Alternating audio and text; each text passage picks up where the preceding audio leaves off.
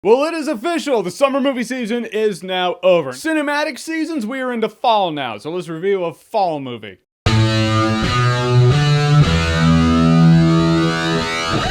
Mile 22. So Mile 22, you might have seen ads for recently. It's directed by Berg, which Berg, I'm still 50-50 on him. Coming up on a couple years ago, he had a stretch where back to back, he made 2 movies I really love. But still, for the most part, his averages, you can flip a coin to find out which version of Berg you're gonna get. Sometimes the coin comes up, hey, you're Berg, you're talented. Other times, oh, you're 99 Cent Michael Bay. We'll see which one we got from Mile 22. So Mile 22 is essentially an escort mission. Mark Wahlberg and his crew have to transport this person who has information, and his information will stop a terrorist attack or a series of terrorist attacks. So they have to escort this person from point A onto a plane to point B.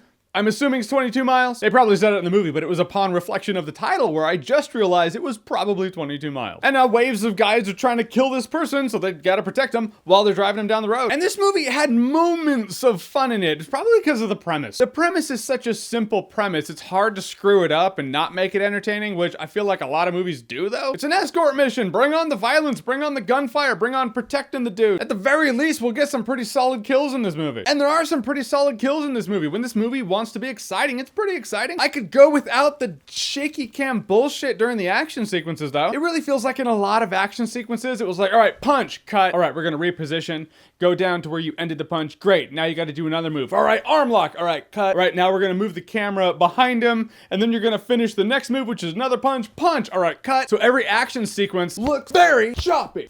Lauren Cohen's in this movie, or is it Cohen? Usually Cohen has an E. I'm gonna call her Lauren Cohen, and if I'm wrong, well, I don't make fun of your accent, don't make fun of mine. I can't have an accent, it's what it is. Is it tomato or tomato?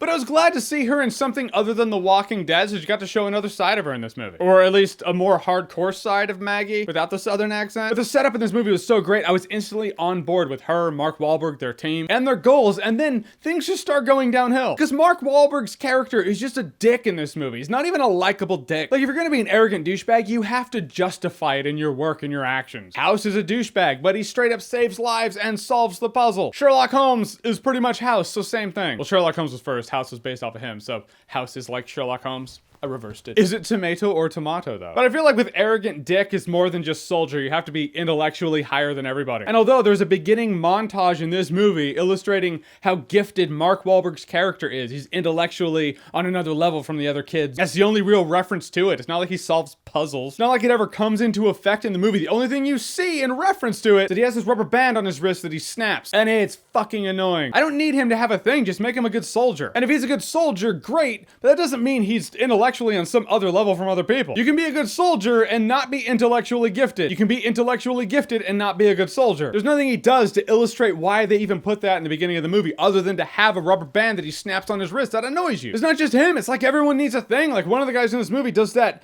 drunk test with his hands that cops will do to people when they pull them over. You can't just have the characters be the characters. They need a gimmick. They need a thing now. God, I'm really bagging on this movie. This movie had moments of fun in it. It also had annoyance in it. And I guess that's the most frustrating thing about this movie. If this movie had just leaned into the fact that it's a cliche premise, but we're gonna make it exciting. Is it gonna be groundbreaking? No. Are the characters gonna be groundbreaking? No. But we're gonna get it done. And we might just make a perfectly enjoyable movie in the process, damn it. But no, they had to overreach with their characters and make them do snappy, weird things. Characters were unlikable. Some of the editing choices just confused me. And in the end, they overreached and it compromised what should have been an easy success. All I'm saying is I'm not gonna remember this movie in T-1 day. Yep, already forgot. All right, so Mile 22, you haven't seen it. You didn't even know about this movie. But what's your favorite escort mission movie? Whatever it is, whatever you think, comment below, let me know. And as always, if you like what you've seen here and you want to see more, click right here to see more.